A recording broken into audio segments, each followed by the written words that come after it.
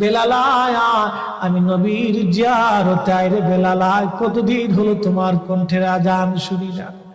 স্বপ্ন যখন নবীজি দেখাইছে, এ মুসলমান, হযরতে বেলাল সুদূর সিরিয়ার দামেস্ক থেকে পাগলের মতো দৌড়াইলেন, পাগলের মতো ছুটে আসলেন। যখন মদিনাতে আসলেন তখন তাহাজ্জুদের সময় চলতেছিল।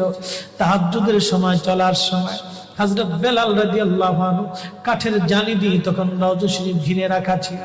ওই জালির পাশে বসে বসে জালির সঙ্গে মাথা ঠেকাইয়া নবীর পাগল বসে বসে গুনগুন গুনগুন করে কাঁদে আর বলে, হুজুর আপনি আসতে বলেছিলেন, গোলাম এসে হাজির হয়েছে।